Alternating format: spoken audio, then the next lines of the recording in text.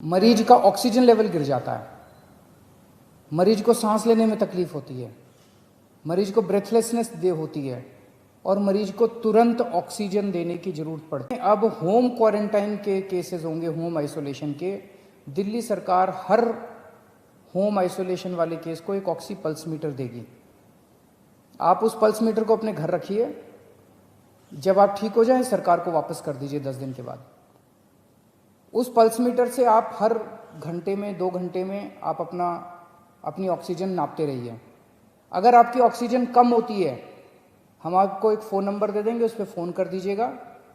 हर district में हम oxygen के कॉन्सेंट्रेटर रख रहे हैं।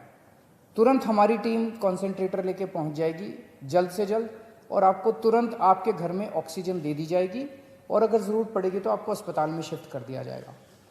कई बार हमने देखा है कि ऑक्सीजन तुरंत न मिलने की वजह से अस्पताल में शिफ्ट करने तक इतने में ही कई बार मरीज कभी कभी कोलैप्स कर जाता है।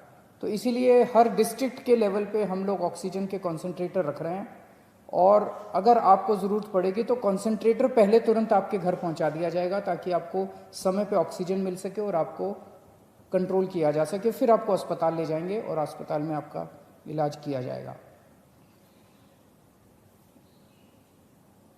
12 जून को दिल्ली के सारे अस्पतालों में मिला के 5300 बेड्स भरे हुए थे।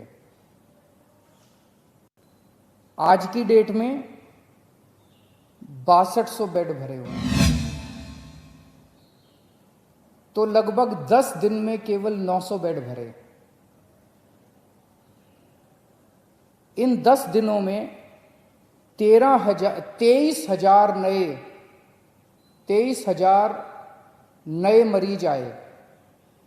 23,000 नए मरीजों में से केवल 900 बेड्स की ज़रूरत पड़ी, एक्स्ट्रा बेड्स की ज़रूरत पड़ी।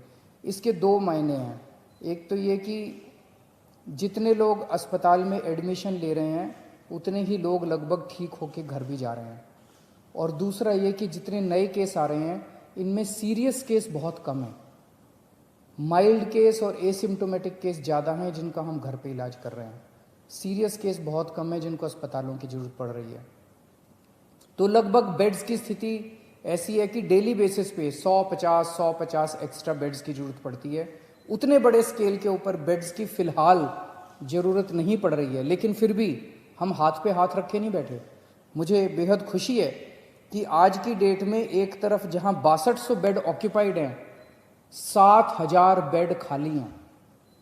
बीच में थोड़ी सी बेड की मारामारी हुई थी, लेकिन हमने युद्ध स्तर के ऊपर सारे अस्पतालों से बात करके सरकारी अस्पतालों में, प्राइवेट अस्पतालों में आपके लिए बेड्स का इंतजाम किया है। आज की डेट में 7000 बेड्स खाली हैं। इस दौरान हमें केंद्र सरकार से काफ़ी सहयोग मिल रहा है। दिल्ली सरकार और केंद्र सरकार मिलके दिल्ली में कोरोना को काबू पाने की कोशिश कर रही हैं। ये समय राजनीति करने का नहीं है, ये समय आपस में लड़ाई झगड़े का नहीं है। अगर हम आपस में लड़ेंगे तो कोरोना जीत जाएगा, और अगर हम मिल के लड़ेंगे कोरोना से तो कोरोना को हरा सकते हैं। आज पूरा देश चाइना के खिलाफ 2 युद्ध लड़ रहा है। एक चाइना के द्वारा भेजे गए वायरस के खिलाफ, और दूसरा चाइना के खिलाफ बॉर्डर के ऊपर युद्ध लड़ रहा है। वायरस के खिलाफ हमारे डॉक्टर, हमारे नर्स, ये सब युद्ध लड़ रहे हैं, और बॉर्डर के ऊपर हमारे सैनिक युद्ध लड़ रहे हैं।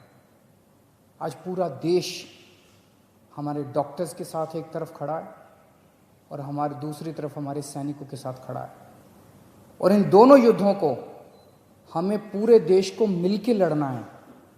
इसमें बिल्कुल राजनीति नहीं होनी चाहिए, इसमें कोई पार्टीबाजी नहीं, कोई गुटबाजी नहीं। सारे देश को एक होके कोरोना के खिलाफ भी युद्ध लड़ना है और चाइना के खिलाफ भी युद्ध लड़ना है।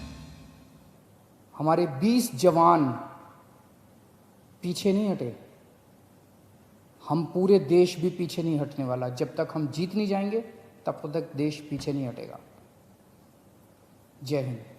खबरों में बने रहने के लिए RNI की फेसबुक, ट्विटर, इंस्टा और यूट्यूब को सब्सक्राइब करें।